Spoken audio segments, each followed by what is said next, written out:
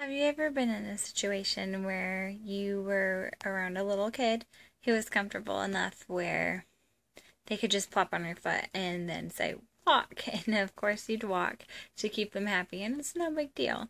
It's a little more tedious to walk with a little extra weight, but you still got this. Now, if you're in a situation where there's multiple kids around the same age, you know those other kids are going to be quick to follow. And not only are you going to have one kid on one foot, you're going to have a second kid on your other foot. You're going to have a kid on each arm, a kid hanging off the front of you, a kid hanging off the back of you, and soon enough, you are not even going to be able to tell where you end and the kids begin, or where you begin and the kids end. And with each addition of a new kid, the walking, the moving thing gets a little harder until it gets to the point where you're not going anywhere. You can't even move a fraction of an inch, and you're just lucky that you're still in the upright position.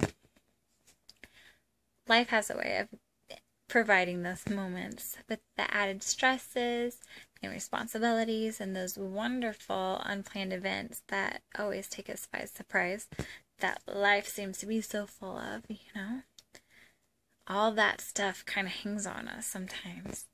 And with each addition of another new stress or whatever, it gets a little harder to move.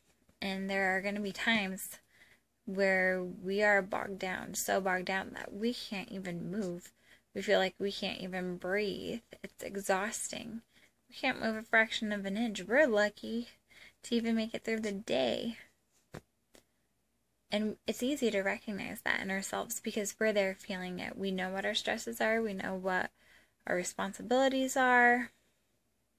We know exactly what we're going through because it's us. We can feel it. But how easy is it to recognize it in somebody else? And how ready are we to display the same kind of compassion and understanding that we demand or expect or ask for when we're in that situation, when we're bogged down and can't move? The sad part about this is because it's so much easier to recognize in ourselves than other people, relationships are being thrown to the wayside. Just a breakdown in communication, I guess, a breakdown in compassion, misunderstandings. And I'm talking about relationships, friendships that have been in the works for forever, the friendships and relationships that have gone through fiery horridness and gotten stronger, because of it, until a friend can't be there the way they're expected to because they are so full of sadness, they are so full of stress, they are so full of just stuff. They can't move. They have so many burdens hanging on them. They can't move as much as they want to. They can't move. They can barely get out of bed because life is just so big for them. And they try to be there for their friends. They do. They try, but they just don't have anything left. At the end of the day, after the kids that they're responsible for are fed, or the job that is sucking the life out of them is over, or their family gets everything that they need, there's nothing left to give. They are so sucked dry. There's nothing. And they try as hard as they can, to still be a good friend. But instead of being there physically like they've always been able to do in the past, all they can do is send a text saying, I hope you're okay, or it's going to be okay, and that's not enough because their friend is so used to them being there physically and being there more than that they get mad.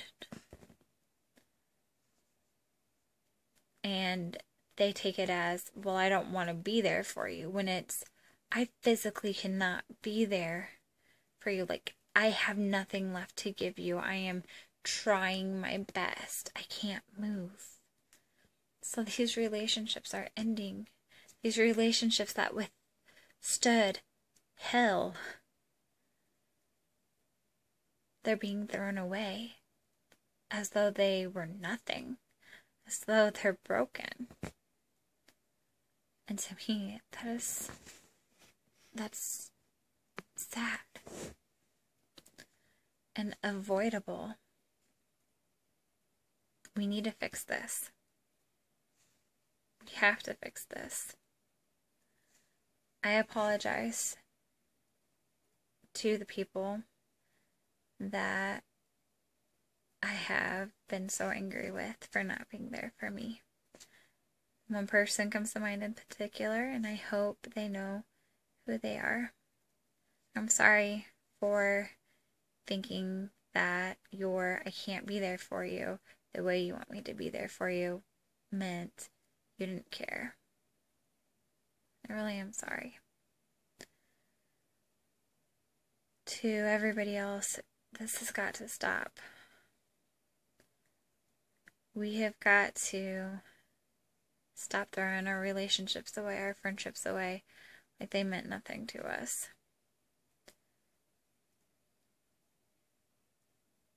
It's just those kind of friendships, they don't come every day. They're worth more than that. It's just a thought. I'm just saying.